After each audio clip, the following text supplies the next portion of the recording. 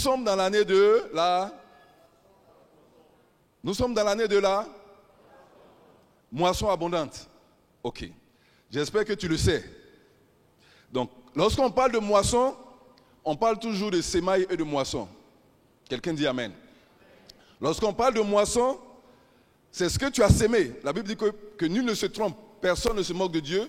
C'est qu'un homme sème, c'est ce qu'il moissonnera. Donc, quand on parle de moisson abondante, tout le monde est content. Les gens sont contents, ils se disent on va moissonner. Mais est-ce que tu as réfléchi un peu de ce que tu as sémé? Parce que la moisson, là, ce n'est pas pour tout le monde.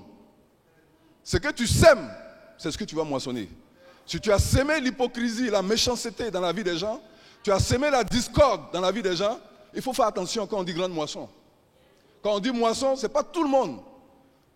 Tout le monde va moissonner, mais la moisson se reproduit selon son espèce. Donc quand on dit grande moisson, il faut t'inquiéter et avoir peur, parce que si tu vérifies dans ta vie, qu'est-ce qui ont été tes semences? Qu'est-ce que tu as eu à s'aimer? Il ne faut pas te réjouir aussi vite qu'on a dit grande moisson. Une moisson est la fin d'un cycle qui a vu perpétrer la croissance d'une semence. Donc si tu as dans ton cœur des épines et des ronces, quand on dit grande moisson, il faut t'inquiéter. Une grande moisson peut être un jugement pour toi, alors que ce n'était pas l'objectif lorsque la parole a été prononcée. Donc en tant qu'enfant de Dieu, c'est bon qu'on soit averti, pour ne pas que s'attendant à une grande moisson, on soit à la fin sous le coup d'un jugement. Examine ta vie, examine ton cœur. Une année de moisson, c'est une année où tu dois faire attention. Parce que tout ce que tu vas mettre en terre va produire des fruits. Il a dit à Isaac, ce n'est pas forcément la terre. Il a dit à Isaac, il dit sème. Il dit ne descends pas. Il dit reste ici dans ce pays. Il y avait la famine, il y avait la sécheresse. Il dit sème. Isaac a obéi à la voix de l'Éternel et il a sémé. Il dit la même année, il a récolté au centuple. Ça veut dire quoi? Les conditions de terre n'étaient pas réunies. La semence pourrait ne pas être même la bonne semence. Mais l'obéissance à la parole de Dieu est ce qui a justifié la semence ou la moisson dans la vie d'Isaac. Donc je dis, la parole de Dieu qui vient vers toi pour dire que c'est une année de grande moisson, c'est une bonne parole. Mais l'obéissance qui est attachée à cette parole, c'est ce que tu dois comprendre. Pour que, lorsque tout le monde sera en train de moissonner, tout le monde sera en train de célébrer, tu sois aussi en train de célébrer et non en train de gémir ou de pleurer. Chaque plante se reproduit selon son espèce. Je dis la méchanceté va te donner de la méchanceté, mais en abondance. L'hypocrisie, la calomnie, l'aigreur, la frustration va se multiplier. C'est une année de multiplication. Donc fais attention. La Bible dit dans Proverbe 16, à partir du verset 6, il dit par la bonté et par la fidélité, on expie l'iniquité. Et par la crainte de l'Éternel, on se détourne du mal. Ça veut dire quoi? Si dans ta vie, souvent quand on parle de grande moisson, moi-même je m'inquiète un peu parce que nous tous, on a des mauvaises semences dans nos vies. Tout le monde. Donc si Dieu doit utiliser ça et puis augmenter, c'est un jugement pour nous. Donc dans la prière qu'on fait tous les jours, Seigneur, aide-nous à changer nos semences.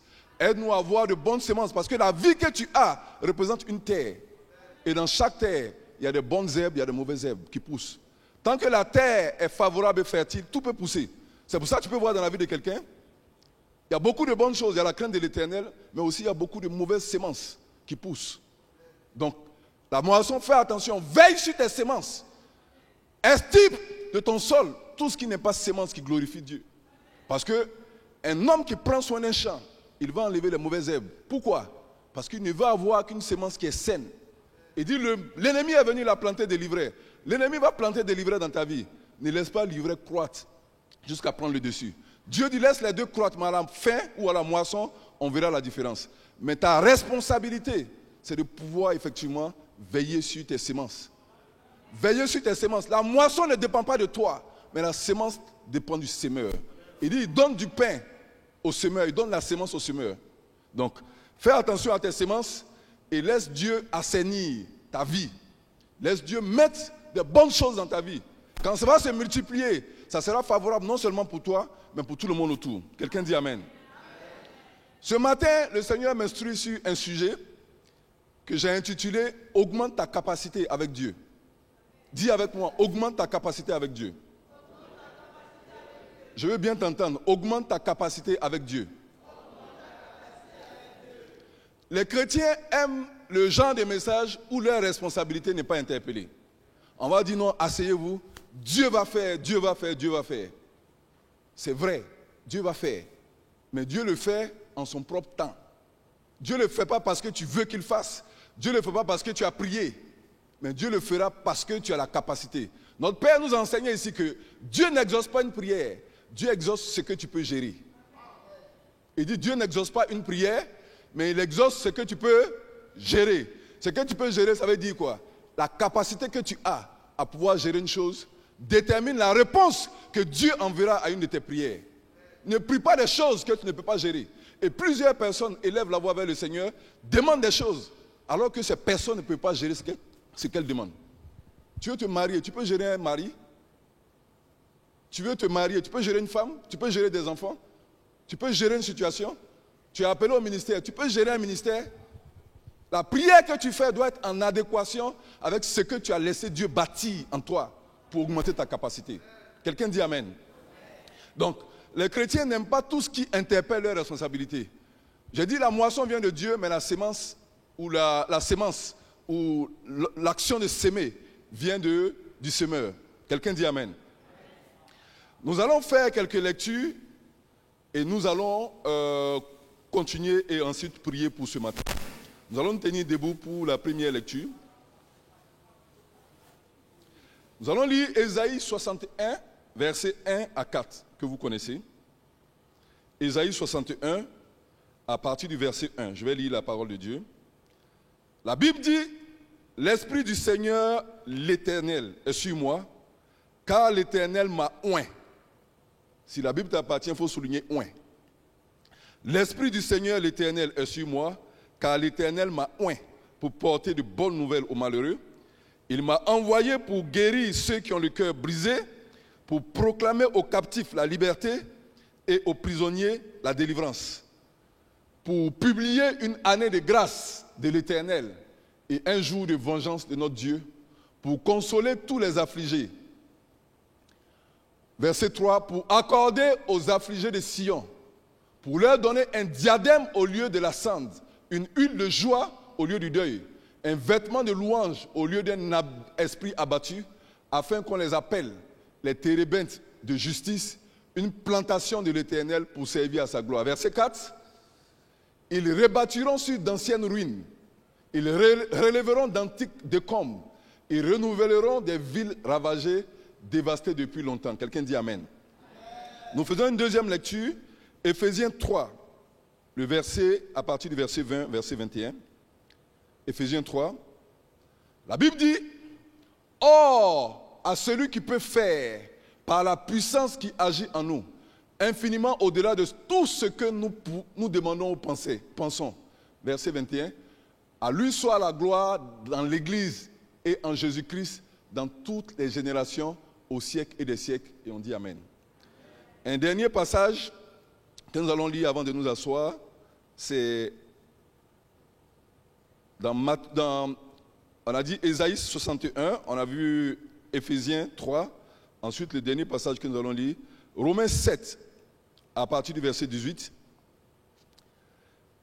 Romains 7, à partir du verset 18, il dit, « Ce qui est bon, je le sais, n'habite pas en moi, c'est-à-dire dans ma chair. J'ai la volonté, mais non le pouvoir de le faire. » Il dit, j'ai la volonté et non le pouvoir. Dis avec moi, j'ai la volonté et non le pouvoir. Veuillez vous asseoir, s'il vous plaît. Nous saluons tous ceux qui nous suivent via Internet et via les réseaux qui sont connectés sur tous nos réseaux. Et nous prions que Dieu vous visite et que la bénédiction qui est attachée à cette mission vous soit aussi accordée et vous soit multipliée. Pour ceux qui veulent partager le direct, il faut le faire, il faut le partager afin que plusieurs personnes aussi bénéficient de la grâce que nous partageons ici dans cette église. Nous disons Amen. Lorsqu'on parle d'augmenter ta capacité avec le Seigneur ou avec Dieu, aujourd'hui nous constatons que dans les entreprises, on parle en anglais capacity building. C'est ce qui est à la mode. Donc on a beaucoup de coachs. Tu vas sur les réseaux sociaux, tout le monde est coach. Quelqu'un qui ne connaît pas sa gauche ni sa droite, il porte une veste, il dit qu'il est coach. Quelqu'un qui se proclame, il dit non, que lui il est chargé d'encadrer des gens. Il se proclame, il dit dans tel domaine, il est un expert. Mon ami, C'est des choses qui ne se proclament pas. L'expertise ou la capacité ne se proclament pas. La capacité, on a dit, elle se voit dans la vie de tout un chacun. Quelqu'un qui a bâti de la capacité, tu n'as pas besoin de dire « je suis où je veux ». Quand on te voit, on observe ta vie, on sait ce que ta vie est capable de produire. Donc tout ce qui est coach, tout ce qui est encadrement, c'est peut-être une bonne chose. Mais pourquoi cela gagne du terrain? C'est parce que les gens ont compris que le vrai problème des hommes, en général, c'est un problème de capacité. Et le Seigneur nous instruit depuis un moment, a dit, mais pourquoi les gens sont toujours limités, sont toujours au même niveau, on ne voit pas de progression. Et même dans l'église, c'est des choses qu'on n'arrive pas à observer. Qu'est-ce qui se passe? Ici, on ne parle pas de capacity building. En entreprise, je le fais avec les collaborateurs, avec plusieurs. Il y a des endroits où on nous invite. On dit, ok, ça, voici un panel d'experts. Nous aussi, on s'asseoir là-bas. On dit quoi? 5 minutes, 10 minutes. Soit on vous donne de l'argent, soit les gens vous utilisent pour pouvoir avoir de la crédibilité sur les plateformes. Pourquoi? Parce que tu as laissé Dieu grandir en toi. Ce n'est pas forcément ce que tu dis. Il y a des forums où on va, peut-être c'est 5 minutes d'intervention. Ils vont vous donner un cachet d'un certain montant. Juste 5 ou 10 minutes. Ce que tu dis là, ça ne peut rien changer dans la vie de quelqu'un. Les gens savent ça déjà. Mais ce que tu vaux, ce que tu représentes, c'est ce que les gens regardent et ils sont prêts à acclamer, ils sont prêts à acheter. Je prie en cette saison que je ne sais pas exactement où tu t'es arrêté. Et puis tout le monde se proclame coach sur ta vie. Je suis venu en cette saison te dire, on ne parle pas de coach building. J'ai dit augmente ta capacité avec Dieu. Dieu en cette saison va te donner du volume. Dieu en cette saison va réorienter tes idées. Dieu en cette saison va augmenter ton niveau. Et tu vas désormais passer à la classe suivante. C'est ce que Dieu est sur le point de faire. Parce que lorsqu'on parle de grande moisson, pour moissonner même, il faut te lever pour aller au champ. Il faut te lever pour mettre un peu d'ordre autour de toi. La responsabilité des chrétiens est interpellée ce matin. Dieu t'appelle. Des gens qui travaillent depuis plus de 10 ans, 20 ans, aucune augmentation. Qui est dans ce cas ce matin? C'est-à-dire, ils cherchent la promotion, mais ça ne finit pas. Depuis, ils cherchent, ça ne trouve pas. Lève ta main, on est dans l'église. C'est-à-dire, ils travaillent depuis 5 ans, 10 ans, 20 ans, même indice, même grade, même salaire. Lève ta main. Ça veut dire quoi? On attend de Dieu des choses. Alors que Dieu a déjà établi des paliers. Donc, le palier où tu es, il y a un maximum que tu peux recevoir dans ce palier. Même si Dieu a donné, ce n'est plus pour le même palier, c'est pour le palier suivant. Donc, au lieu d'attendre Dieu dans le palier dans lequel tu es pour recevoir ce que tu attends de Dieu, change de palier. Demande à Dieu, qu'est-ce qu'il faut bâtir en moi pour passer au palier suivant. Il y a des choses qu'on ne peut pas te donner dans le palier dans lequel tu es. N'en veux pas à ton patron. N'en veux pas à ceux qui te donnent la promotion. La promotion vient de l'Éternel. Mais, il faut qu'en toi, on ait vu quelque chose qui nous motive à pouvoir te donner une promotion. Tu peux aimer un enfant. Il y a des choses que tu ne peux jamais donner à un enfant. Tu peux l'aimer. Tu ne vas jamais lui donner de l'argent jusqu'à un certain niveau. Tu peux l'aimer. Il y a des choses que tu ne mettras jamais entre ses mains. Un véhicule entre ses mains, tu ne le feras pas. Parce qu'il est enfant. Donc, aussi longtemps que tu attends des choses que tu ne vois pas, arrête d'interroger Dieu sur un certain niveau. Interroge-toi toi-même. Est-ce que la capacité que tu as est en adéquation avec ce que tu attends, ce que tu pries, ce que tu cherches tous les jours? Les gens veulent rester dans le même niveau, mais que tout le monde autre change ou que Dieu change, mais eux, ils ne bougent pas. Dieu est venu ce matin, dans cette année de moisson abondante, te déloger dans ton confort. Ce matin, Dieu est venu te déloger dans ton confort. Les gens s'en vont. Il y en a qui viennent après toi, ils s'en vont. Il y en a même que tu as vu net, ils viennent, ils te dépassent, ils s'en vont. Tu t'es posé la question, qu'est-ce qui se passe? Personne n'est contre toi. Tu n'es pas maudit, comme on dit. Il y a des choses sur lesquelles tu as arrêté de grandir et les gens viennent te dépasser. Tu es dans l'entreprise, non, c'est nous, on forme tout le monde. Mais après, on les voit, ceux qui deviennent les patrons. Donc tu deviens négrier, frustré. Et on voit ça aussi dans l'église. Mon frère, Dieu travaille par palier. Dis avec moi par palier. Dis avec moi, je change de palier aujourd'hui. On travaille tous. Est-ce qu'on a tous le même salaire? On a fait les mêmes classes, tout le monde. Est-ce qu'on a les mêmes notes en classe? Ce n'est pas possible. Il y a des capacités. Si tu ne les as pas, tu vas t'inscrire dans des classes qui ne sont pas tes classes. Et plusieurs personnes sont là, ils ont tout mis sur Dieu. Dieu est venu ce matin, par ma voix, te dire, la saison est arrivée où tu dois te lever.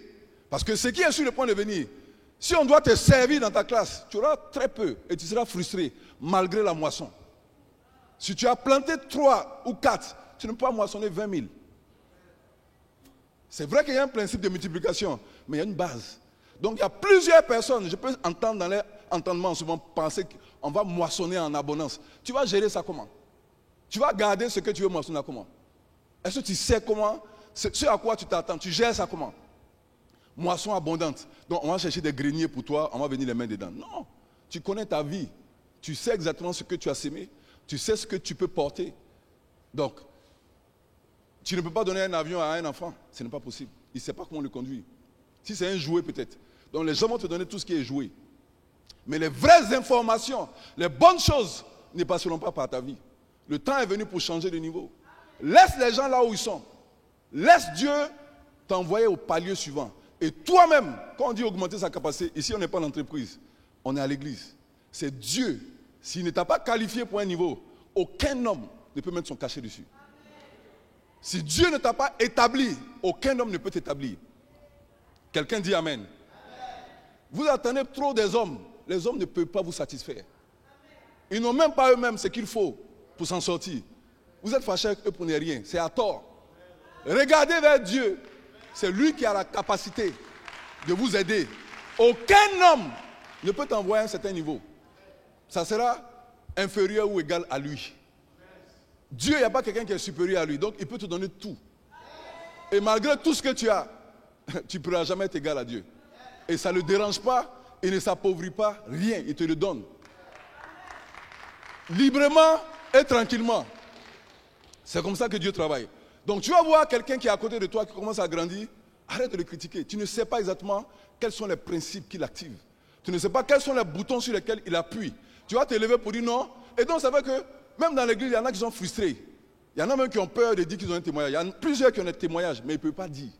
Si on vient dire à l'église qu'on a un témoignage, les gens vont penser que. Mon ami, à l'église ici, là, il n'y a pas de galon. À l'église ici, là, il n'y a pas de patron.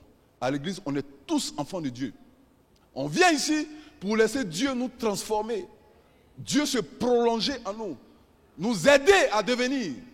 C'est la raison pour laquelle, si tu veux grandir ou tu veux augmenter ta capacité, ne va pas d'abord t'exposer aux gens dehors pour que les gens te montrent c'est quoi le capacity building. Il y a beaucoup d'autres choses cachées dedans. Je sais de quoi je vous parle. Mais, laisse Dieu d'abord te qualifier. Quand tu es qualifié, n'importe qui peut utiliser maintenant la grâce qui est sur ta vie pour te donner la position qu'il faut. Parce que Dieu t'aura validé. Dieu aura mis son cachet. Et là aussi, grandissant, en augmentant ta capacité, tu as la capacité d'avoir du discernement pour savoir qu'est-ce qui est de Dieu au fur et à mesure que tu grandis et qu'est-ce qui n'est pas de Dieu. On a habitué à donner des messages basiques aux gens. On peut le faire. Et sur cette chair, sans aucune prétention, vous avez tout ce qu'il faut comme enseignement. Vous avez tout ce qu'il faut comme comprendre la parole, révélation. En tout cas, nous sommes bénis d'avoir notre Père. Parce que ce n'est pas un enseignement qui manque. Donc, on n'est pas venu ici pour vous donner des enseignements. Non. On est venu pour vous déloger, pour vous réveiller. Enseignement, là, vous en aurez jusqu'à ce que Jésus revienne. Parce que le Père sur lequel vous êtes établi, Dieu l'a équipé. C'est un enseignant, c'est un docteur de la loi. Il va vous montrer les Écritures. Donc, soyez patient, soyez calme. Mais, le temps est venu pour que chacun change de niveau.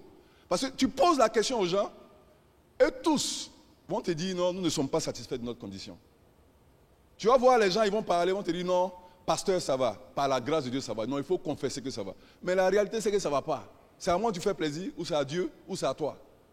Ça ne va pas. Pourquoi? Parce que les gens sont arrêtés au même niveau, tous. Depuis 15 ans, 20 ans. Mais ils veulent que les choses changent. Les choses évoluent. Le Dieu que nous servons est un Dieu de mouvement. Il dit, chaque jour, ses bontés se renouvellent. Chaque matin. Donc, tu ne peux pas être resté là depuis 15 ans, 20 ans. Et puis, tu attends. Donc, ton problème à la fin, tu vas dire, non, c'est le patron qui ne m'a pas donné la promotion parce qu'il y a un problème. La promotion ne vient ni de l'Orient, ni de l'Occident. Elle vient d'en haut. Si tu n'as pas compris ça, tu vas faire palabre avec l'Orient, tu vas faire palabre avec l'Occident. Laisse les deux là, tranquilles. Et cherche. David dit, je lève les yeux vers les montagnes. D'où me vient le secours. Le vrai secours vient de l'Éternel. Il ne vient pas des hommes. Quelqu'un dit Amen. Donc, je ne sais pas si tu n'es pas fâché ce matin-là, moi je le suis. Les années passent, on vieillit tous. Quand je sers auprès du bishop, ça fait pratiquement 20 ans, ou un peu plus. Pour ceux qui ne le savent pas, je vous informe. Ça fait pratiquement 20 ans. Donc, ce n'est pas des enseignements qu'on n'a pas entendus. Ce n'est pas des délivrances qu'on n'a pas vues. On a vu beaucoup de choses. Mais au-delà de tout ça, ta vie là, qu'est-ce qu'elle représente pour toi? Qu'est-ce qu'elle représente pour ta famille? Qu'est-ce qu'elle représente pour l'église et pour ta génération? Est-ce que tu t'es posé la question? Quand on vient à l'église, ce n'est pas pour venir fatiguer tout le monde. C'est pour venir prendre la pensée de Dieu et pour aller grandir et influencer le monde dans lequel nous sommes. J'engage tout le monde ce matin. Tu n'as pas besoin d'être pasteur forcément. Tout le monde n'est pas appelé au ministère.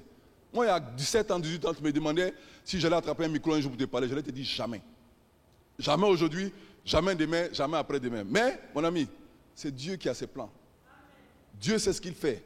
Et je sais ce que Dieu a fait pour moi pour rester assis. Sinon, je peux venir rester assis, payer mes offrandes et puis je m'en vais. Mais à un moment donné, quand tu sais que tu n'avais pas le niveau et que Dieu t'a aidé, tu sais que tu n'avais pas la capacité et Dieu a augmenté ta capacité et t'a mis à un certain niveau, tout ce qui est la différence entre ce que tu vaux et ce que Dieu a mis dans ta vie, ça appartient à Dieu. Donc tu dois ça à Dieu et tu dois ça à plusieurs personnes. Ne laisse pas les gens te blaguer. Laisse-toi grandir. Dieu a investi tellement de choses en toi. Tu ne peux pas continuer à opérer au même niveau. En prends-toi à toi-même. C'est comme un ordinateur. On utilise autour de 6. Les statistiques montrent qu'on utilise 6 à 8% de sa capacité. Ça, j'ai des collègues indiens.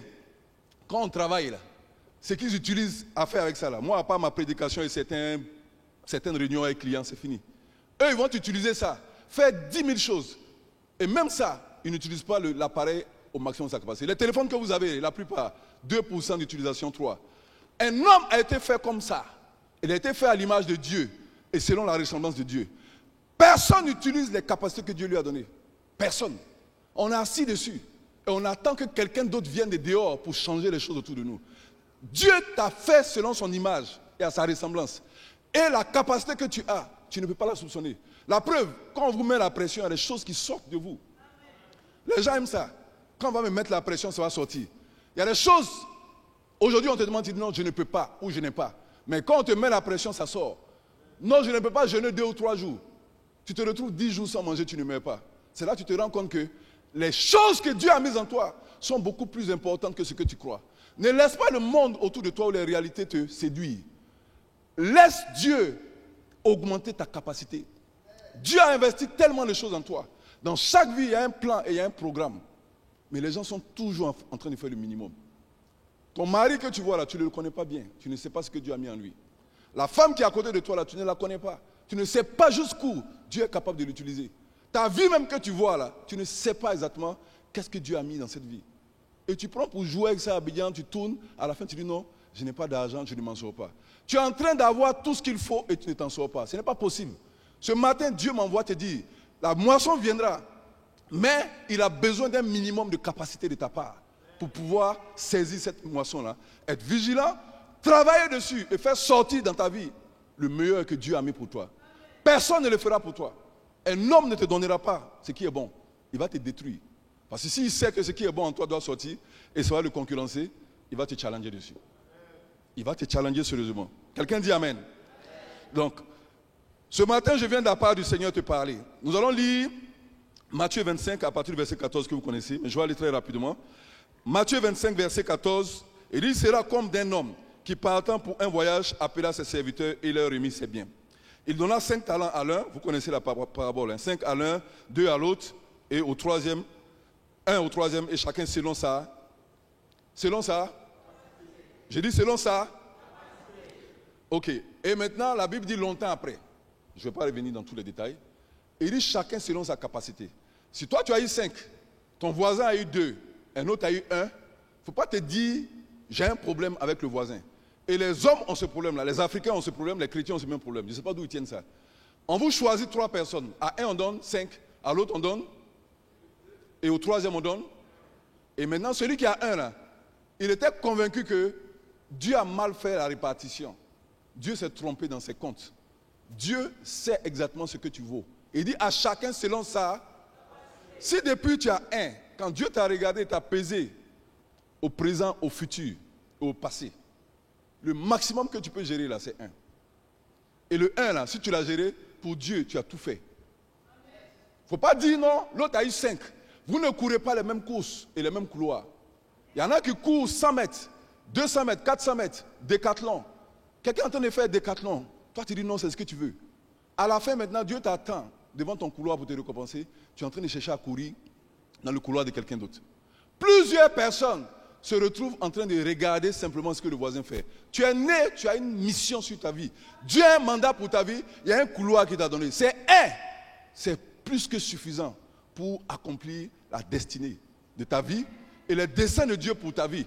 Tu n'as pas besoin forcément de 2 parce que Dieu sait. 1 là, c'est bon. 2, c'est bon pour lui et 5, c'est bon pour l'autre. Mais plusieurs personnes perdent le temps à chercher à savoir ce que l'autre a eu, je n'ai pas eu, pourquoi il n'a pas eu ça, au lieu de chercher à faire ton boulot. Dieu ne va pas te demander de compte si ce qu'il ne t'a pas donné. Ce qu'il t'a donné, tu es responsable. Le champ qu'il t'a donné, la moisson abondante que tu attends là, c'est dans ton champ, on va aller faire les comptes. Ce n'est pas dans le champ de ton voisin. Concentre-toi sur ton champ. Concentre-toi sur tes enfants, sur ta famille, sur ta femme, ton mari. Concentre-toi sur ton travail. C'est ce qui est pour toi. Dieu te demandera des comptes sur ça. Non, à l'église, on n'a pas bien prêché. Ce n'est pas toi qui nous as appelés. Non, le groupe musical n'a pas presté comme je voulais. Ce n'est pas toi qui les as appelés. Tu es venu faire quoi? Prier, finir tout. Prie, donne ton adoration à Dieu, fais tes offrandes, donne gloire au Seigneur et pars. C'est tout ce qui est attendu de toi. Tu n'es pas établi juge sur moi ou sur ton voisin. Personne n'est établi. Tu n'as pas ce mandat-là. Celui qui les a appelés, la Bible dit qu'il est fidèle et il est juste pour répondre avec eux. Laisse les gens tranquilles. Ça te prend toute ton énergie. Concentre-toi sur toi-même. Le temps que tu prends pour bavarder sur les autres, là, utilise ça sur toi. Mets de l'ordre dans ta vie. Oriente tes pensées. Élève ton niveau.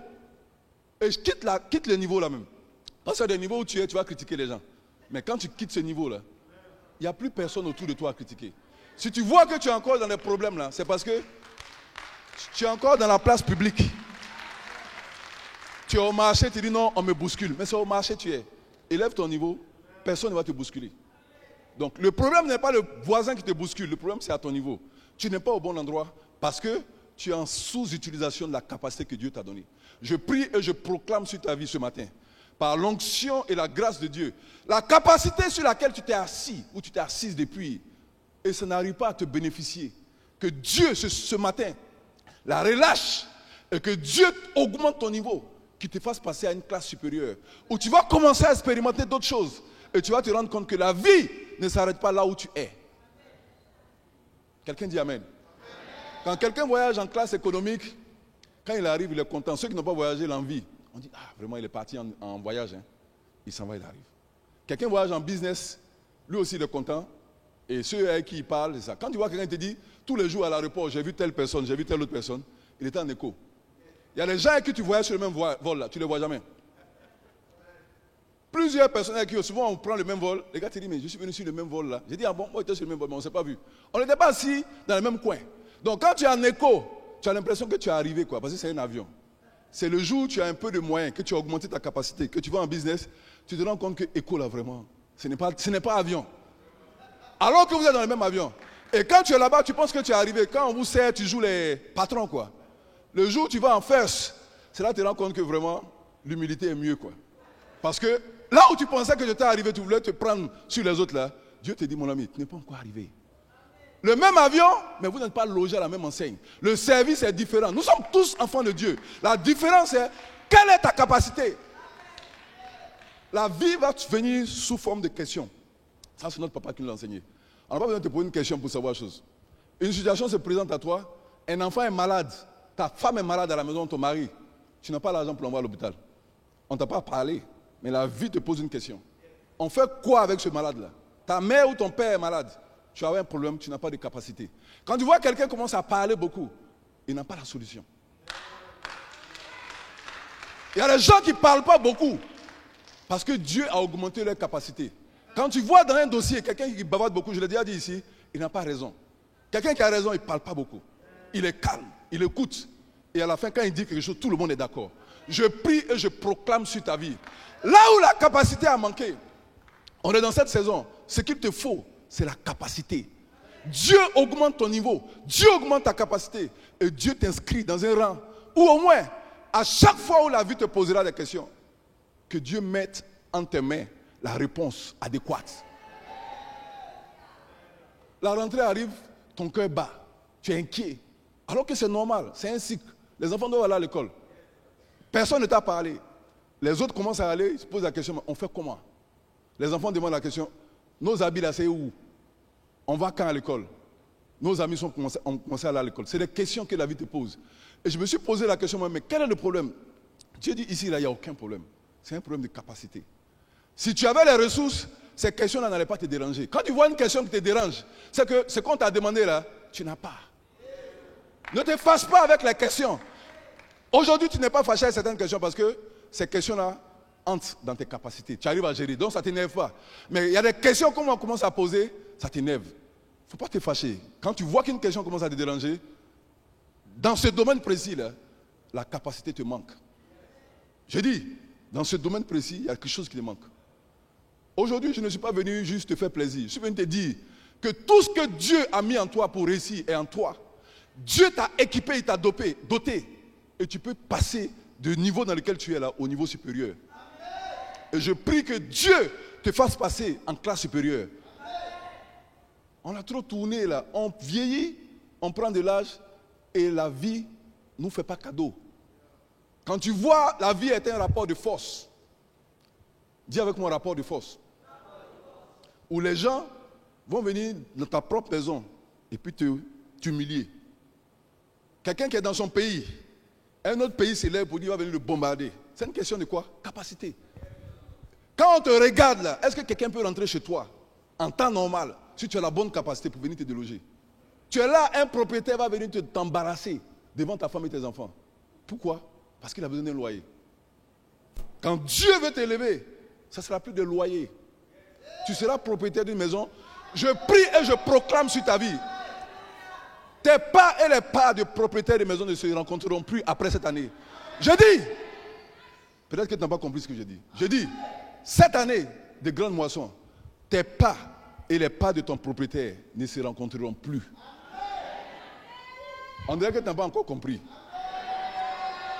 Je vais dire ça en français. Dieu va te faire sortir du joug de l'esclavage. Et Dieu va t'établir, il va te donner la capacité. Quand le voisin vient, vous voyez, vous saluez de loin, il te respecte, tu le respectes. Tu n'auras plus de complexe. Une année de grande moisson, si on ne vous dit pas ces choses cette année, je ne sais pas quand on va vous dire. Grande moisson là, c'est un champ qui est vaste. Chacun augmente sa capacité et il y a la place pour tout le monde. Récupère ta place à l'intérieur et laisse Dieu grandir avec toi. Quelqu'un dit Amen.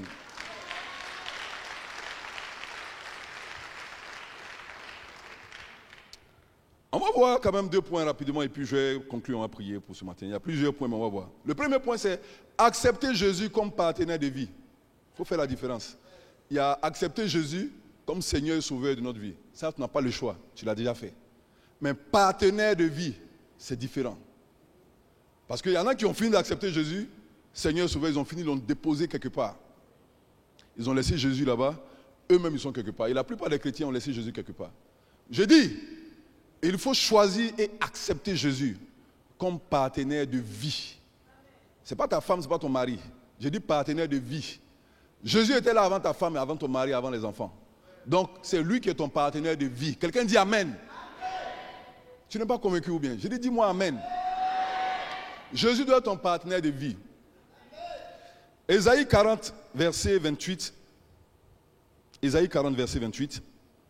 Ésaïe 40, verset 28. La Bible dit, ne le sais-tu pas? Ne l'as-tu pas appris? C'est le Dieu d'éternité, l'Éternel, qui a créé les extrémités de la terre. Il ne se fatigue point. Il ne se lasse point. On ne peut sonder son intelligence. Verset 29. Il donne de la force à celui qui est fatigué. Il augmente la vigueur de celui qui tombe en défaillance. 30. Les adolescents se fatiguent et se lassent. Les jeunes gens chancellent. Mais ceux qui se confient en l'Éternel renouvellent leur force. Ils prennent leur vol comme les aigles. Ils courent et ne se lassent point. Ils marchent et ne se fatiguent point. Quelqu'un dit Amen.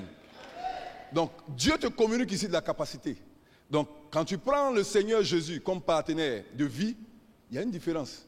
Parce que si tu veux voir jusqu'où quelqu'un peut réussir dans la vie, regarde avec qui il marche. Ton partenariat, les gens avec qui tu es, avec qui tu passes plus de temps, vont déterminer où tu iras dans la vie, vont déterminer ta capacité et ton niveau. Là, je te parle. Quand tu regardes dans ta vie, qui sont ceux qui ont la capacité de t'influencer? Qui? Personne. Et dans tout ton entourage, c'est toi seul qui influence les gens, alors que toi-même, tu n'en sois pas. Le bishop disait, pour tirer quelqu'un, il faut être plus fort que lui. Sinon, tu vas finir par te voir tirer toi-même. J'ai dit, choisir Jésus comme partenaire de vie, ce n'est pas négociable. Parce que les hommes, tu peux les choisir comme partenaires pour des saisons, en fonction de tes intérêts du moment. Mais toute ta vie, ton partenaire de vie, c'est Jésus. Pourquoi? Parce que il y a des choses où seul tu ne pourras pas t'en sortir. Il y a des choses que seul tu ne connaîtras pas. Si lui il est à tes côtés, même tes partenaires de vie de tous les jours, tes partenaires saisonniers, il va t'aider à les sélectionner. Il va augmenter ton discernement afin que tu saches que l'affaire que tu veux faire, les hommes avec qui tu veux t'engager, tout ce que tu veux entreprendre là, c'est bon ou ce n'est pas bon. C'est comme tu as effectivement un conseiller. Quand tu vois un président ou un roi, ils ont toujours des conseillers autour. Il y a ceux que vous voyez, mais les vrais conseillers, c'est ceux que vous ne voyez pas. Et tout homme a un conseiller. Un homme de Dieu a un conseiller. Il y a son épouse, il y a les personnes avec qui il parle, il y a Dieu, il y a Jésus, mais il y a des gens que tu ne verras jamais, mais qui leur donnent des conseils. Je prie que ceux qui augmentent la capacité dans le secret puissent, en cette saison, se retrouver dans ton périmètre, afin que les conseils, le discernement, la vie qui te manquait, que ces personnes puissent te les communiquer. Il y a des informations qui t'ont manqué, juste des informations, et ça te maintient dans ton stade. Que toutes les informations, comme le Père a l'habitude de le dire, qu'il te faut pour cette saison, que Dieu te les communique, que Dieu te les accorde. Aucune information vitale et cruciale pour ta vie ne t'échappera. Que Dieu se débrouille à ce que ces informations te parviennent. Et qu'elles te parviennent tôt le matin. Il faut écrire quelque part tôt le matin. Dans la vie, il ne s'agit pas d'avoir beaucoup d'amis. Il s'agit d'avoir les meilleurs. Il faut écrire ça quelque part. Il y en a qui ont beaucoup d'amis. On a dit hier à l'université, ils ont plein d'amis. Mais ils n'ont pas les meilleurs. Les meilleurs, là, quand tu les as, même un ou deux, c'est bon. Il y a des gens, là, quand on dit un ou deux, c'est bon. Il dit, celui qui a plusieurs amis, les a pour sa perte. Parce que tu ne peux pas avoir plusieurs amis, ils vont te dire quoi? Mais il y a un partenaire sûr qui est capable de te donner toutes les informations que 50 personnes t'auraient données. Mais lui seul, il a toutes les informations. C'est pour ça qu'il faut choisir un seul. Il ne faut pas aller choisir plusieurs, ou même malgré tout cela, il n'arrive pas à résoudre ton problème. Choisis un seul. Et lui seul, il regroupe en lui toute connaissance du présent, du futur, du passé, dans les cieux, sur la terre, sous la terre. Il est capable de t'accompagner pour augmenter ton niveau et changer l'atmosphère autour de toi. Plusieurs personnes l'ont accepté, l'ont pris comme partenaire de vie. Vous les voyez aujourd'hui, vous ne les reconnaissez pas. Nous sommes dans un domaine où quand les gens voient, les gens te disent non, comme je dis, c'est des experts. On nous appelle, on s'assoit aussi là-bas, tu joues les experts, alors que dans le domaine, il y a plus fort que toi. Mais pourquoi? Parce qu'il y a une grâce invisible dans ta vie qui fait que les gens te choisissent toujours. On te dit, mais lui là, ce n'est pas le plus fort. Il y en a qui vont vouloir te contester, il y en a qui vont dire, tais-toi. C'est lui là, on veut. Pourquoi on ne veut pas toi? C'est lui, on veut tout. Non, tous les jours, ce sont les mêmes personnes. Il y a une main invisible avec le partenaire qui s'appelle Jésus, qui va travailler en ta faveur. Les gens ne verront pas, mais dans ta vie, ils verront les effets. Je proclame et je prophétise sur ta vie. Là où tu as quelqu'un avec toi, les gens te voient seul. Mais quand ils regardent ta vie, les effets parlent d'eux-mêmes. Les effets parlent d'eux-mêmes. Dieu va travailler dans le secret dans ta vie. Et les gens vont te voir, ils vont te trouver surnaturel. Parce que le deuxième homme qui est avec toi, il n'est pas visible. Mais sa main est puissante. Il te conseille, il te protège, il t'avertit, il t'alerte, il te réveille tard dans la nuit pour dire, prépare-toi. Mais personne ne le voit. Quand tu vois quelqu'un qui est trop entouré de personnes, c'est quelqu'un qui vit dans l'insécurité. Un homme normal ne peut pas être trop entouré. 50 personnes, je ne rentrerai pas dans les détails. Mais votre bishop n'aime pas le protocole. Souvent, on va aller dans des endroits où, en temps normal, il a besoin de 15 personnes, ou même 10. Il va conduire sa voiture, finit de prêcher, il s'en va. Au moment où tu te rends compte qu'il est parti. Mon ami, c'est ce que Dieu attend de nous. Les artifices autour, là, c'est rien du tout. Il y a des ministres qui ont été démis du jour au lendemain. Ils ont démarré, ils ont oublié de fermer la portière parce qu'ils n'ont jamais fermé de portière de voiture. C'est là qu'ils se sont rendus compte que les choses avaient tourné autour d'eux. La capacité d'un homme, c'est ce que Dieu infuse en toi, qui fait de toi ta vraie valeur. Il dit, il y en a qui ont eu 5, mais ce que tu produis avec les 5 là, c'est ce qui fait de toi la vraie valeur. J'ai dit, c'est la différence entre ce que tu es et ce que Dieu a ajouté sur ta vie que tu dois aux autres. Il dit, on t'a donné 5, toi-même tu as eu 5. Ce que Dieu t'a donné avec cette vie-là, tu as eu quoi avec ça? La grâce et l'onction de Dieu dans ta vie, tu as eu quoi? Dans la vie, tout le monde a besoin d'onction. Il dit, qu'on a lu dans Isaïe 61, il dit, l'Esprit du Seigneur l'Éternel est sur moi, car il m'a oint. La capacité est une onction. La capacité est une puissance, est un pouvoir. Il dit, j'ai la volonté et non le pouvoir. Quelqu'un dit Amen. La capacité que vous voyez là, ne jouez pas avec ça. C'est une affaire de puissance. Tu vas voir un gars comme ça là, tu ne peux pas t'approcher de lui. Pourquoi? Parce que il est investi de pouvoir et personne ne peut s'approcher de lui. Et avec Dieu, quand Dieu t'élève, les gens vont te regarder. Ce n'est pas parce qu'on n'a pas d'ennemis, ils sont nombreux. David dit, Seigneur, mes ennemis sont nombreux. Mais fais en sorte qu'aucun n'ait le dessus sur moi. Ils seront toujours nombreux, ils vont te regarder, mais ils ne pourront pas parce que Dieu t'aura donné de la capacité. Quelqu'un dit Amen. Je dis donc, la capacité est une aptitude qui est transférée ou donnée à une personne en vue d'eux. C'est-à-dire que tu n'as pas, mais on te donne pour aller régler un problème. La capacité, comme on dit, elle est comme de l'onction. Et dit, l'Esprit du Seigneur, l'Éternel m'a oint. Donc, il y a des endroits où tu t'en vas, tu n'as pas l'onction pour ça, tu ne vas jamais réussir dedans. Et plusieurs personnes se sont engagées dans les couloirs, ils n'ont pas reçu l'onction. Ce que tu fais là, est-ce que tu as reçu l'onction? Il dit, il m'a oint. Il dit, l'Esprit du Seigneur, l'Éternel est sur moi, car il m'a oint. Pour porter de bonnes nouvelles aux malheureux, il m'a envoyé pour guérir ceux qui ont le cœur brisé, pour proclamer aux captifs la liberté et aux prisonniers la délivrance, pour publier une année de grâce de l'Éternel. Est-ce que tu as reçu ce mandat? Il y a des gens qui se retrouvent à faire des choses pour lesquelles ils n'ont pas été oints. Tu vas lutter avec tes forces et tu vas finir par entrer dans le découragement et tu peux perdre la vie. Tout dans la vie est une question de rapport de force et d'onction. Donc la capacité est une puissance, est une onction, comme je dis, est une aptitude. La capacité également est une autorité déléguée. Aujourd'hui, je suis arrêté là parce que le bishop m'a délégué pour vous parler. Donc je vous parle comme c'est lui qui vous parlait. Mais j'ai reçu au moins un mandat. On dit, mais de quel droit il a arrêté là? Je suis arrêté là parce que j'ai été délégué. Quelqu'un dit Amen. La capacité, c'est ça. On dit, mais pourquoi il est là? Vous êtes là en quelle capacité? En anglais, on dit, in which or what capacity are you here? Tu demandes pourquoi. Les gars, tu dis non. Je te fais sortir mon ordre de mission. Je donne tout ce qu'il y a comme pouvoir qui m'a été donné. Donc la capacité est un pouvoir délégué d'une autorité. La capacité est une puissance et un pouvoir. La capacité aussi est une position en Christ. À cause de ta position en Christ, ça te confère une capacité. Les gens te regardent et ils te respectent. Les gens te regardent et ils ont peur de toi. Pas parce que tu es fort, mais à cause de la position que tu occupes en Christ. La capacité est un pouvoir qu'on reçoit ou qu'on acquiert en le bâtissant ou en le recevant de quelqu'un de l'extérieur, lié à notre exposition. La capacité aussi est une faculté à exercer un jugement. Il y a des gens qui n'arrivent pas à exercer des jugements. C'est une faculté. Donc la capacité est un espace aussi qu'on déploie. On dit, tu as quoi? Ils ont demandé à la veuve, qu'est-ce que tu as? Jusqu'à combien de vases ou de litres d'huile tu peux prendre? Donc la capacité, c'est ta propension à te déployer, à pouvoir recevoir. Donc plusieurs personnes parlent de grandes moissons, parlent de moissons abondantes. Tu vas mettre dans quoi? Tu as 2 seaux, tu dis, tu vas faire récolte. Tu vas mettre quoi dedans? Prépare-toi. Quand on dit l'année de la moisson arrive là, tu dois commencer à mettre de l'ordre dans ta vie. Commencer à déployer. Affermis tes pieux, étends tes cordages, augmente l'espace de ta tente. Attends-toi à une visitation divine. Parce que quand ça va venir, tu risques d'être frustré encore. Parce que la moisson est venue, mais tu avais très peu de capacité.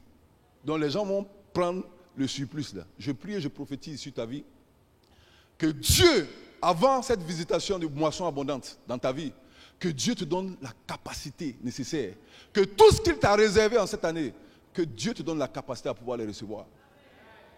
Que quelqu'un d'autre, on a dit dans Ésaïe 62, là, de 8 à 12, personne ne mangera la moisson à ta place. Mais si tu n'as pas la capacité, les gens vont venir jouer avec ta moisson. Les gens vont prendre ça, ils vont vendre. Les gens produisent du cacao ici, d'autres personnes prennent et ils vendent. ça ne sera pas ta portion au nom de Jésus. Donc, c'est ça. Donc, accepter ou choisir Jésus comme partenaire de vie. Le deuxième point, c'est rechercher la sagesse de Dieu dans tout ce que nous faisons. Rechercher la sagesse de Dieu dans tout ce que nous faisons. Quand on parle de sagesse, les gens te disent non, ce n'est pas la sagesse du village. La sagesse de Dieu n'est pas la sagesse des hommes. Il faut écrire ça quelque part. Les hommes, leur sagesse est basée sur ce qu'ils ont vu, ce qu'ils ont vécu. Si un homme te donne une parole de sagesse, c'est sur la base, parce qu'il a 60 ans. C'est pour ça que dans nos villages, on dit non, les vieux sont sages. Mon ami, ce n'est pas seulement les vieux qui sont sages. Dans Luc 2, verset 44, la Bible dit, Luc 2, verset 44, croyant qu'il était avec leurs compagnons de voyage, parlant de Jésus, ils firent une journée de chemin et le cherchèrent parmi leurs parents et leurs connaissances. Verset 45, mais ne l'ayant pas trouvé, ils retournèrent à Jérusalem pour le chercher. Verset 46, au bout de 3 jours, ils le trouvèrent dans le temple, assis au milieu des docteurs, les écoutant et les interrogeant. Tous ceux qui l'entendaient étaient frappés par son intelligence ou par l'intelligence et de ses réponses. Par son intelligence et de ses réponses. Quelqu'un dit Amen. Donc ce n'est pas une affaire de vieux au village. Je dis la sagesse de Dieu est basée sur la connaissance qu'il a de ta vie pour l'éternité. La sagesse des hommes est basée sur ce qu'ils sont ou ce qu'ils ont appris ou ce qu'ils ont vécu. Donc quand un vieux te dit ici on ne passe pas, c'est parce qu'il est passé 2 ou 3 fois, il y a eu problème. Mais Dieu, on peut ne pas passer 2 ou 3 fois, il y a eu problème, mais avec Dieu, on peut passer la 4e fois et il n'y aura pas de problème. Donc la sagesse de Dieu n'est pas la sagesse des hommes. Les hommes sont limités à leur connaissance, alors que Dieu a toute la connaissance en main. Là où plusieurs sont partis et ils n'ont pas pu prospérer, Dieu peut te donner. Il a dit à Isaac, il dit la même année, sème, tout le monde est parti, mais toi reste. Donc l'obéissance à la parole de Dieu défie toute loi. Quand tu obéis à la parole de Dieu, les gens vont se tromper. Mais à cause de la parole de Dieu sur ta vie, ce que tu as posé comme acte va devenir juste. Et les mêmes personnes, Abimelech qui avait chassé Isaac, il est revenu maintenant faire la paix avec lui. Je proclame sur ta vie et je prophétise. À cause des circonstances de la vie, à cause du niveau où tu es, les gens t'ont chassé. Et Dieu t'a dit maintenant, dans ce désert-là, dans la famine, sème. La sagesse de Dieu est venue vers toi pour dire sème. Les gens qui t'ont chassé sont revenus. Et Isaac leur a dit, mais vous m'avez chassé. Il dit, oui, on t'a chassé, mais on voit que Dieu est avec toi. On est venu là, ce n'est pas parce qu'on t'aime, hein, c'est parce qu'on a reconnu la sagesse et la grâce de Dieu dans ta vie. Je proclame et je prophétise. Même ceux qui ne t'ont pas identifié comme étant les meilleurs, qui ne t'ont pas calculé dans ce qu'ils faisaient, en cette saison de grande moisson, Dieu va te qualifier. Et les mêmes personnes qui t'avaient rejeté viendront vers toi. Il dit qu'on reconnaît la main de Dieu. Ça, c'est la meilleure des évangélisations, ça. Tu n'as pas besoin d'aller crier pour dire venez, non. Eux-mêmes, ils sont venus. Ils disent qu'on n'est pas venu pour faire la guerre cette fois-ci. On est venu pour faire alliance avec toi. On est venu pour faire la paix. Dieu va te prospérer dans cette saison. Il va augmenter ta capacité. Et les gens viendront faire la paix avec toi. Des gens que toi-même tu cherchais à avoir, qui t'ont chassé, ils viendront faire la paix avec toi. J'ai dit, les gens viendront faire la paix avec toi parce qu'ils auront vu la main de Dieu dans ta vie. Ne réponds pas aux gens. Tous ceux qui t'en veulent, laisse-les. Demande à Dieu d'augmenter ta capacité seulement. C'est une question de jour. Ils vont changer leur attitude. Tous ceux qui ne t'envient pas ou tous ceux qui te parlent mal, il ne faut pas leur en vouloir. Laisse-les. Laisse Dieu t'augmenter. Quand Dieu t'a augmenté, les mêmes personnes vont venir ouvrir ta portière. Il y a des gens qui vont venir ouvrir la portière de ta voiture. Tes parents que tu ne connais pas là, je le dis tous les jours, tu vas les connaître. Parce que Dieu aura augmenté ta capacité. Il y en a qui doutent de ton appel, qui ne sont pas sûrs que c'est Dieu qui t'a appelé. Ils se disent que c'est parce qu'il n'a rien à faire qu'il va à l'église. Mais Dieu a des réponses pour ce genre de personnes. Je prie que Dieu leur réponde. Ne parle pas dedans. Demande à Dieu d'augmenter seulement ta capacité. Dans tous les domaines, en sagesse, quand tu parles, les gens disent non. On a fini de faire réunion pendant 2 heures, mais ce que tu viens de dire là, on n'avait pas pensé à ça. Ce que tu viens de faire, on n'avait pas pensé à ça. Il dit, voilà. Pourquoi? La sagesse de Dieu te donne de la capacité. Un enfant sage, Jésus avait 12 ans, mais tout le monde l'écoutait. Comment tu peux écouter un enfant de 12 ans? Alors que habituellement c'est les vieux, les docteurs de la loi, les pharisiens, c'est eux on s'assoit pour écouter. Mais les gens écoutaient Jésus. Donc avec Dieu il n'y a pas d'âge. Quand Dieu t'a identifié, tout de suite, sa sagesse dans ta vie va te donner une longueur d'avance. Les gens vont te donner la promotion à cause de la sagesse de Dieu dans ta vie. Ce n'est pas le nom de ton père ou de ta mère, non. Ce n'est pas une recommandation. La sagesse, donc ne joue pas avec ça. Augmenter ta capacité avec Dieu, la sagesse de Dieu joue un rôle important. Ils vont dire non, quand lui il parle, tout ce qu'il dit là, ça arrive. Quand il parle, tout ce qu'il dit là, ça a un sens. On va tourner, mais on va finir par faire ce qu'il a dit. Ça veut dire que Dieu t'a fait une grâce spéciale par sa sagesse. Quelqu'un dit Amen. Amen. Donc, augmenter ta capacité dépend aussi de ta capacité toi-même à travailler avec Dieu. Donc, Jésus avait 12 ans, mais tout le monde. Dans la Bible nous parle de quelqu'un qui s'appelle Achitophel. La Bible dit que quand il a fini de parler là, c'est-à-dire tout le monde sait que c'est le conseil de Dieu qui est là. Et il était autour de David. C'est-à-dire il y a des gens toi-même, tu vas être fort comment, mais tu leur poses une question. Quand ils te répondent, tu te dis, mais attends, c'est comme la Bible là. Votre bishop, quand il vous donne la Bible, vous posez la question, mais la Bible que j'ai achetée, ça fait 20 ans là. C'est la même Bible là, il l'interprète ou c'est quoi? Mon ami, il y a des gens à qui Dieu fait grâce. Il ouvre l'intelligence et il rentre dans les Écritures et il te les donne. Il faut avoir l'humilité et l'honnêteté d'être exposé à ce genre de personnes. Tu n'as pas ce qu'il te faut, va t'exposer vers des gens qui vont aussi augmenter ta capacité. Tu n'as pas, les plus orgueilleux, c'est ceux qui n'ont rien. Celui qui a eu un talent, on a vu. Toi, tu n'as rien, c'est toi qui t'as joué les économes. Tu as 1000 francs, tu dis non, on va économiser les 1000 francs. Depuis quand 1000 francs, on peut économiser? Ce n'est pas possible. Quand on n'a pas là, on travaille pour avoir. Quand on n'a pas, on cherche à multiplier le peu qu'on a. Toi, tu as 1000 francs et tu te vas enterrer 1000 francs. Voilà. Et puis j'imagine, il a mis un caillou dessus. Pour dire, voilà, là au moins il reconnaît où il a mis. Si Dieu vient, il ne sait pas l'heure à laquelle il va venir. S'il vient, on peut lui indiquer même qu'il y a un endroit où il y a un caillou là. Enlève tes 1000 francs et puis, nous on souffre ici.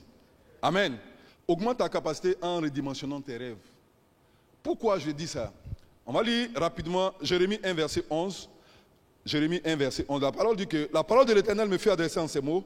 Que vois-tu, Jérémie? Il dit, je répondis, je vois une branche d'amandier. Et l'Éternel me dit, tu as bien vu car je veille sur ma parole pour l'exécuter. Et la parole de l'Éternel fut encore adressée et dit, une seconde fois, que vois-tu? Je répondis, je vois une chaudière bouillante du côté du septentrion. Vous connaissez l'histoire? Tu ne pourras jamais expérimenter ce que tu n'as jamais vu. Et tu ne peux pas tout voir aussi avec tes yeux parce que tu n'es pas partout à la fois. Donc dans le rêve, si tu as toujours rêvé que toi, quand tu vas travailler, comme Bishop a l'habitude de dire, tu vas acheter une chambre-salon, une télévision, une voiture, toi et puis ta femme avec tes enfants. C'est un rêve que tu as. Donc tout ce que tu vas déployer, ça va aller dans l'accomplissement de ces rêves. Alors que la vie bouge, la vie évolue. Au moment où tu faisais le rêve là, il y a 30 ans ou 40 ans. Quand tu finis même d'avoir l'argent pour ton chambre-salon là, ce n'est plus d'actualité. C'est comme les anciennes télévisions là. Et non, quand je vais travailler, j'ai acheté ma télévision, moi seul je vais regarder parce qu'au village, tout le monde s'arrête. Et puis il y a une seule télé qu'on regarde. Bon, il y en a qui ne savent pas de quoi je parle, mais il y en a d'autres qui rient. C'est-à-dire, on a arrêté comme ça. Il y a une seule personne dans le village qui a une télé. Tu ne vois pas, mais tu as arrêté, tu regardes un écran là. Quand les gens crient, tu cries aussi, ça veut dire que c'est bon. Tu dis, mais moi un jour là, je vais avoir ma télé aussi. Je prie, je ne sais pas ce que tu as cherché depuis que tu es petit. Je prie que Dieu redimensionne tes rêves dans cette saison. Parce que ce que tu n'as pas vu, tu ne peux même pas libérer ta foi pour ça. Parce que la foi vient de l'espérance. C'est parce que tu penses que c'est possible que tu peux commencer à avoir la foi dessus. Si tu penses que ce n'est pas possible, tu ne peux pas prier. Donc le rêve doit être redimensionné. Si tu as un petit rêve, c'est sûr, la capacité que tu as déployer ne sera pas grande. Mais si tu as un rêve qui a été redimensionné en fonction des objectifs que tu veux atteindre, Dieu va te donner la capacité qui va avec le rêve. Donc c'est pour ça qu'il a dit à Jérémie, il dit, que vois-tu?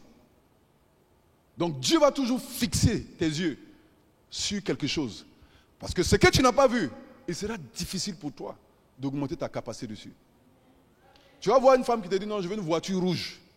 Tu vas aller chercher une voiture rouge, je ne cite pas de marque ici. Elle va te dire, c'est pas ça. C'est qu'elle a vu là, elle connaît. Elle dit, elle veut rouge, ça là.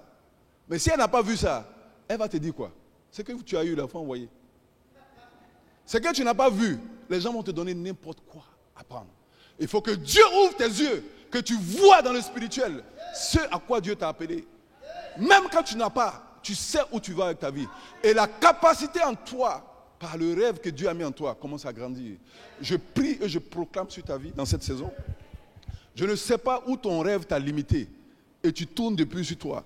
La seule chose qui te reste, c'est de recalibrer, redimensionner, réajuster, actualiser ton rêve pour que quand maintenant tu vas prier, tu vas travailler, que le travail que tu vas faire soit à la hauteur du rêve.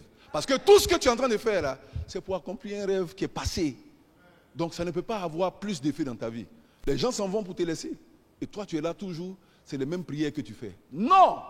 Dieu t'attend au sommet. Récalibre tes rêves, réajuste tes rêves, et tu verras Dieu se déployer dans ta vie. Quelqu'un dit Amen.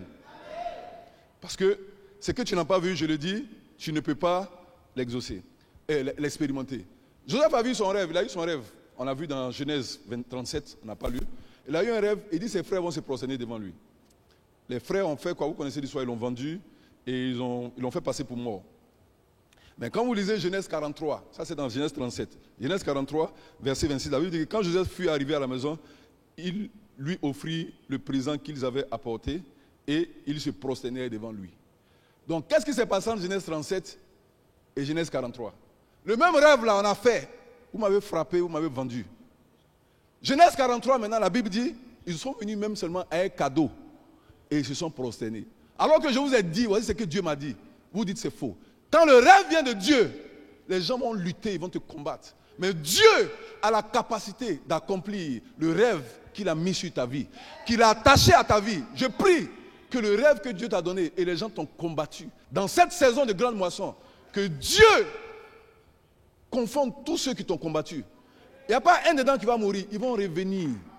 J'ai dit, ils vont se prosterner là où Dieu t'a donné rendez-vous avec eux. Tu aurais pu te fâcher avec eux, faire palabre. Non, ce n'est pas un palabre qui est pour toi. J'ai dit, augmente ta capacité avec qui? Avec Dieu. Règle tes problèmes avec qui? Avec Dieu. J'ai dit, ton verset 43 de Genèse va venir. Ils lui ont donné des présents.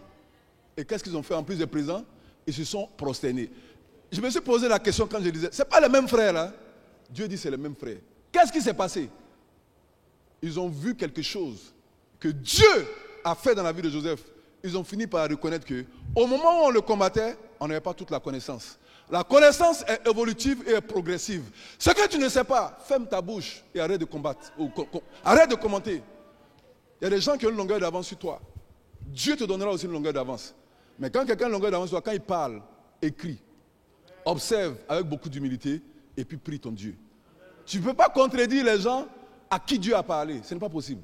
Les gens veulent te contredire alors que c'est Dieu qui t'a parlé. Laisse-les dans leurs contradictions. Quand le temps viendra, les gens sauront si Dieu t'a réellement parlé ou pas.